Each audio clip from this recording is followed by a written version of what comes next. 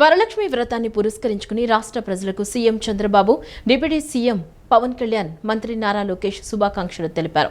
Social media X వేదికగా స్పందిస్తూ శ్రీ మహాలక్ష్మి అమ్మవారిని వరలక్ష్మి స్వరూపంగా పూజిస్తామన్నారు. ఈ పవిత్ర శ్రావణ శుక్రవారం శ్రీ వరలక్ష్మి అమ్మవారి కరుణా కటాక్షాలు అందరికీ ఉండాలని ఆకాంక్షించారు. వరలక్ష్మి వ్రతం సందర్భంగా రాష్ట్ర ప్రజలకు ముఖ్యమంత్రి చంద్రబాబు శుభాకాంక్షలు తెలిపారు. వరలక్ష్మీదేవి దివ్య ఆశీస్సులు రాష్ట్ర ప్రజలందరిపై ఎల్లవేళలా ఉండాలని ఆకాంక్షించారు. పాడి పంటలు సుఖ సంతోషాలతో రాష్ట్రం సుభిక్షంగా సమృద్ధిగా ముందుకు సాగాలని కోరుకున్నారు. మహిళా మూర్తులందరికీ ఈ పవిత్ర పండుగ శుభాలు, శాంతిని ప్రసాదించాలని ఆకాంక్షించారు.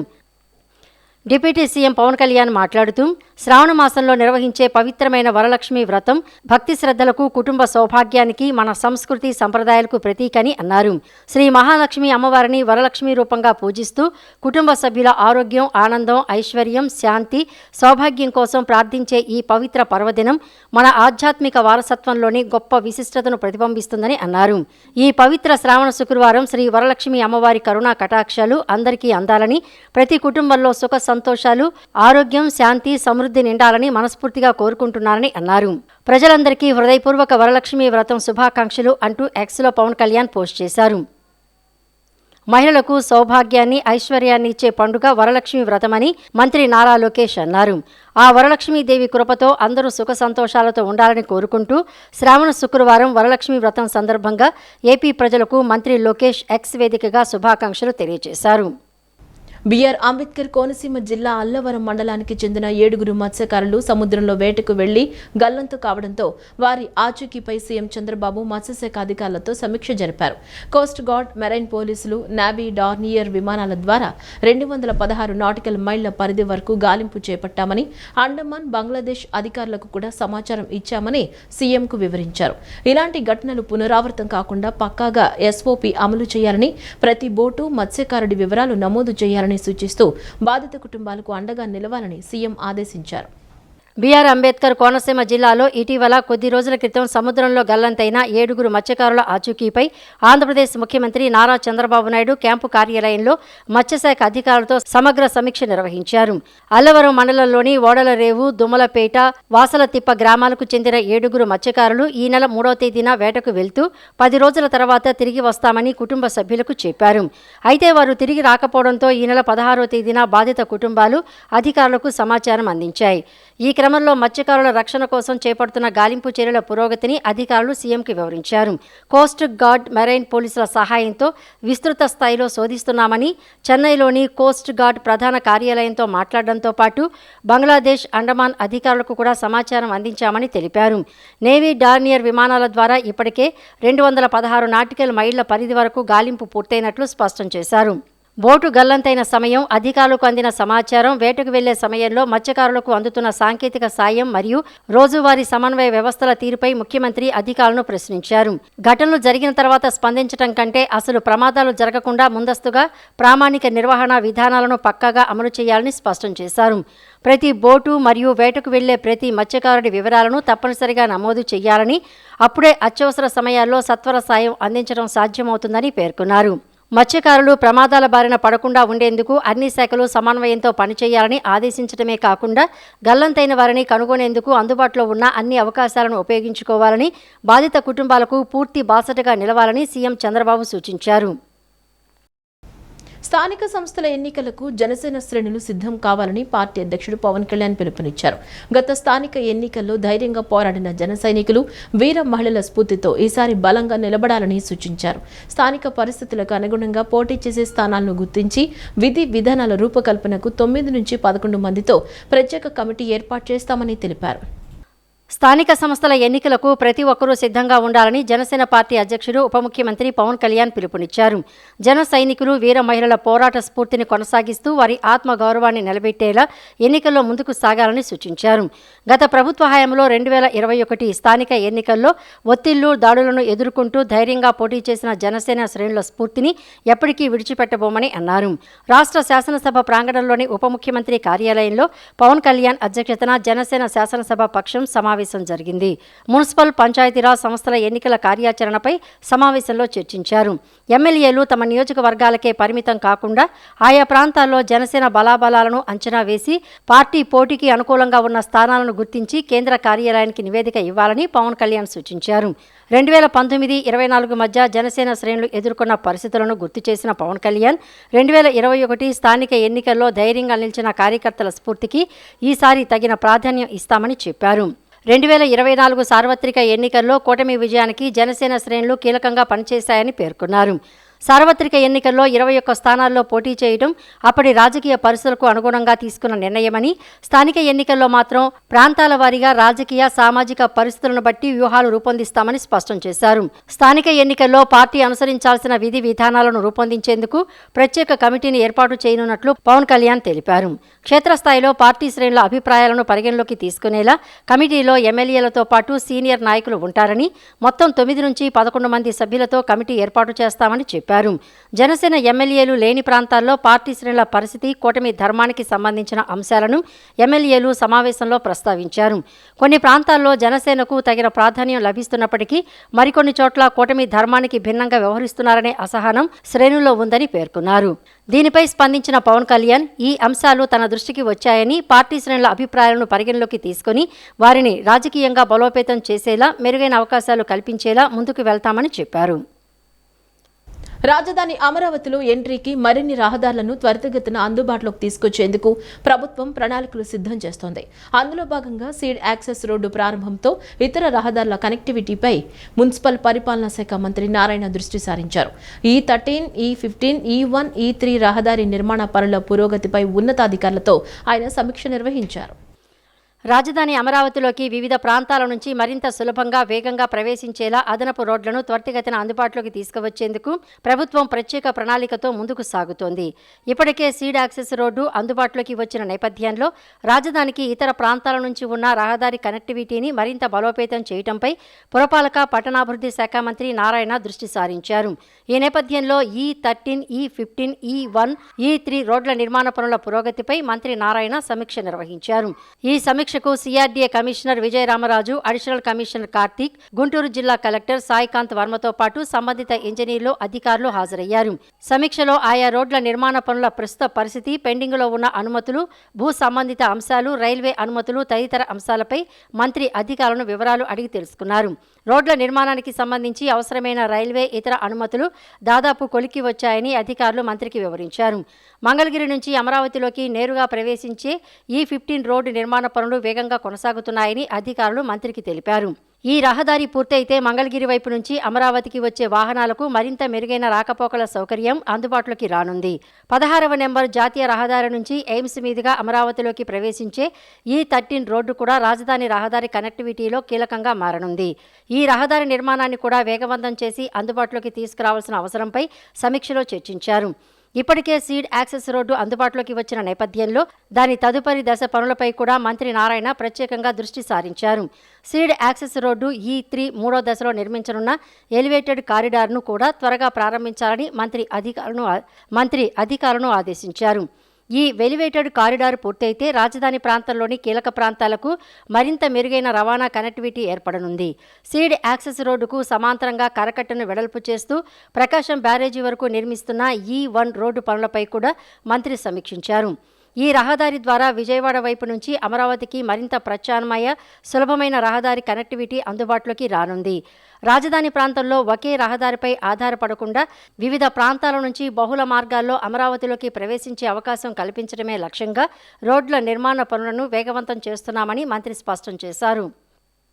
శ్రావణ శుక్రవారం వరలక్ష్మి వ్రతం కావడంతో విజయవాడ ఇంద్రకీలాద్రికి భక్తులు పోటెత్తారు. ఉదయం నుంచి ఆలయ ప్రాంగణం అంతా భక్తులతో కిటకిటలాడింది. క్యూ లైన్లన్నీ భక్తులతో నిండిపోయాయి. భక్తులు క్యూ లైన్లలో బారులు తీరి దుర్గమ్మను దర్శించుకుని ఆశీస్సులు పొందారు. భక్తుల రద్దీ దృష్ట్యా ఎటువంటి అసౌకర్యం కలగకుండా ఆలయ అధికారులు ప్రత్యేక ఏర్పాట్లు చేశారు. శ్రావణ శుక్రవారం వరలక్ష్మి వ్రతం సందర్భంగా ఇంద్రకీలాద్రిపై వెలిసిన విజయవాడ కనకదుర్గమ్మ ఆలయానికి భక్తులు పోటెత్తారు. వరలక్ష్మీదేవిగా దుర్గమ్మ దర్శనమిస్తున్నారు. అమ్మవారిని దర్శించుకునేందుకు పెద్ద సంఖ్యలో భక్తులు తరలి వస్తున్నారు. దీంతో భక్తుల రద్దీని దృష్టిలో ఉంచుకుని అంతరాలయ దర్శనాన్ని ఆలయ అధికారులు రద్దు చేశారు.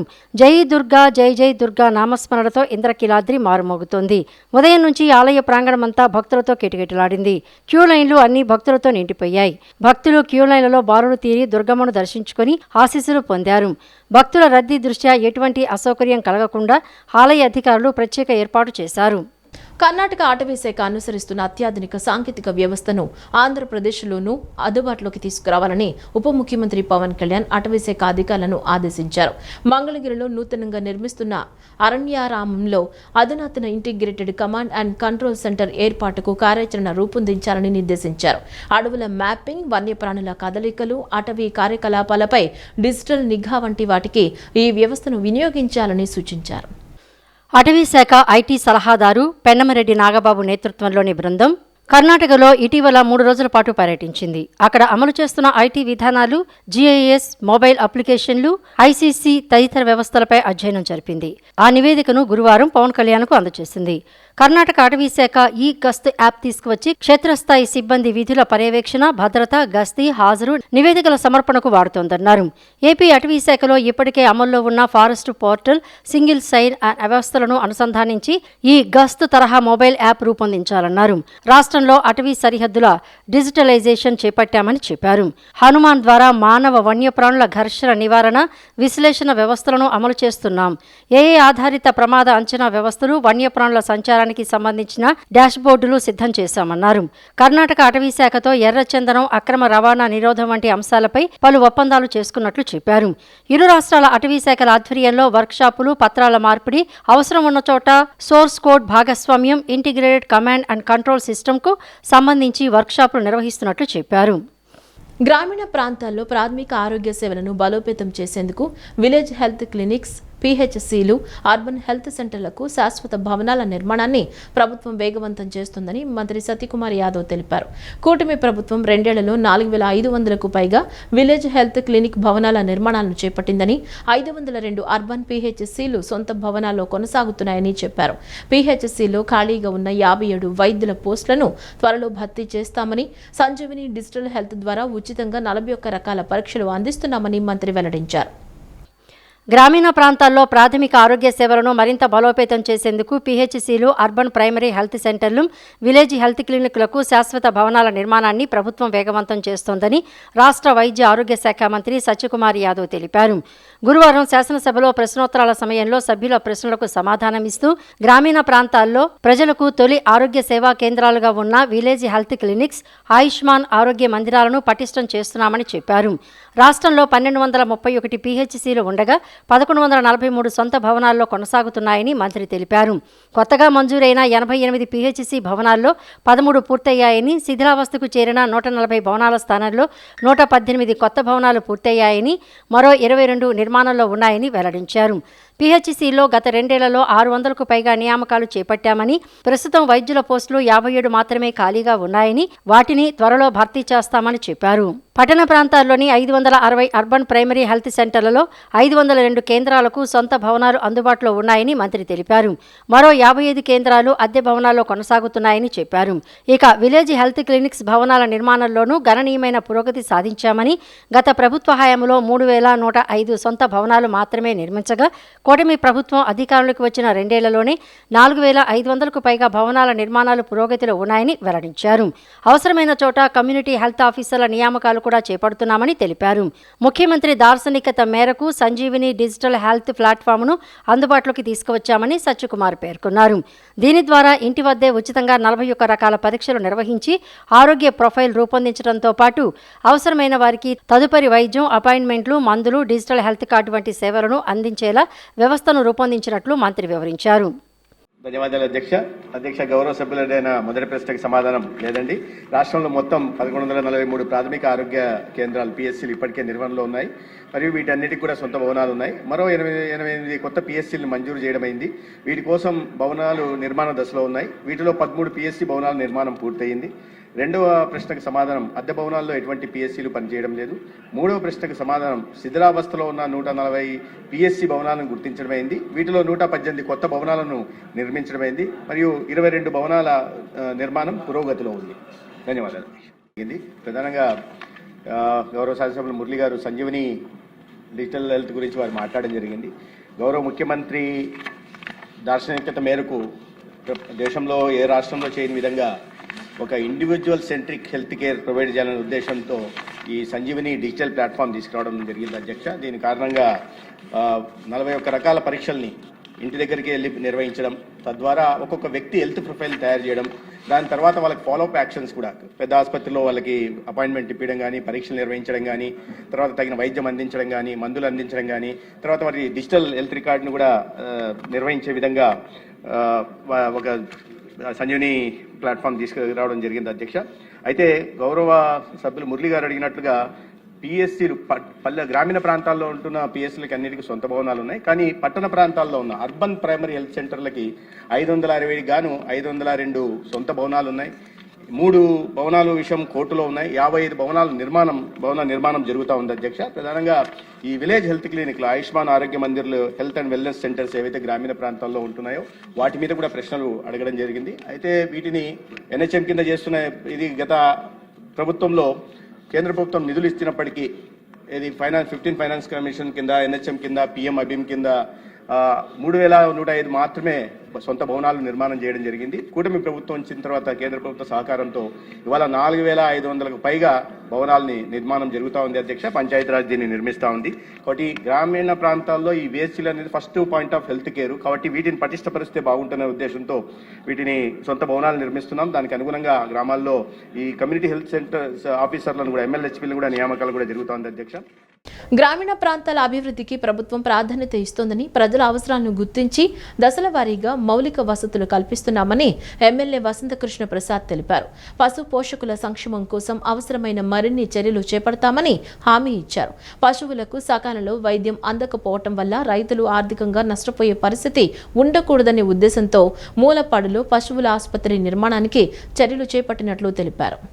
ఇబ్రహీంపట్నం మండలం మూలపాడు గ్రామంలో పశు పోషకులకు మెరుగైన వైద్య సేవలు అందించేందుకు 40 లక్షల సిఎస్ఆర్ నిధులతో నిర్మించనున్న పశువుల ఆసుపత్రి భవన నిర్మాణానికి మైలవరం ఎమ్మెల్యే వసంత వెంకట కృష్ణప్రసాద్ శంకుస్థాపన చేశారు. ఈ సందర్భంగా ఎమ్మెల్యే వసంత కృష్ణప్రసాద్ మాట్లాడుతూ గ్రామీణ ప్రాంతాల్లో వ్యవసాయంతో పాటు పశుపోషణపై ఆధారపడి జీవిస్తున్న రైతులు, పాడి రైతులకు పశువుల వైద్యం అత్యంత కీలకమని అన్నారు. పశువులకు సకాలంలో వైద్యం అందకపోవడం వల్ల రైతులు ఆర్థికంగా నష్టపోయే పరిస్థితి ఉండకూడదని ఉద్దేశంతో మూలపాడులో పశువుల ఆసుపత్రి నిర్మాణానికి చర్యలు చేపట్టినట్లు తెలిపారు.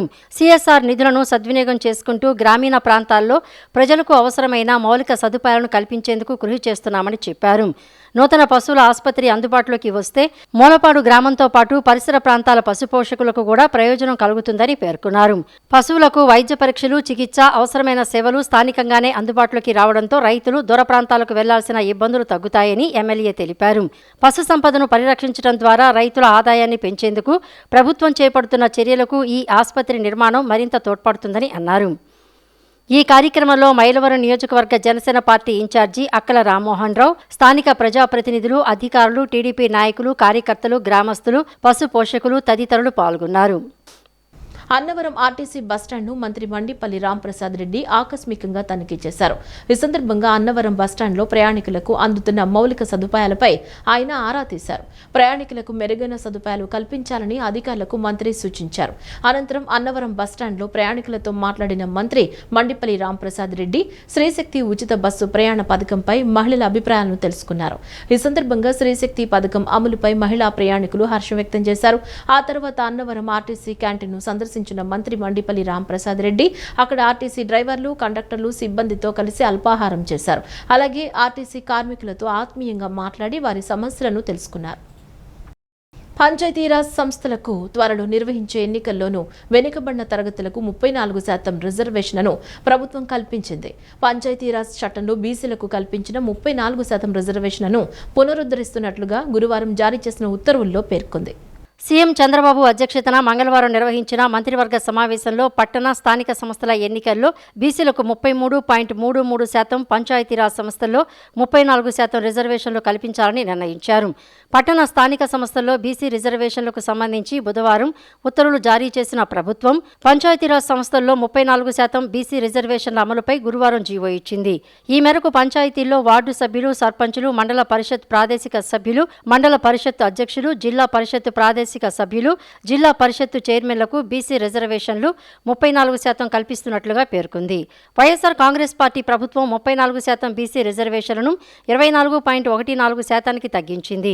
16వ ఆర్థిక సంఘం మార్గదర్శకాల ప్రకారం పంచాయతీలకు సకాలంలో ఎన్నికలు నిర్వహించడం ద్వారా కేంద్ర ప్రభుత్వం నిధులు విడుదల చేయనుంది. దీన్ని దృష్టిలో పెట్టుకుని ఎన్నికలు సకాలంలో నిర్వహించాలని నిర్ణయించినట్లు ప్రభుత్వం పేర్కొంది. ఈ వార్తలు ఇంతటితో సమాప్తం. నమస్కారం.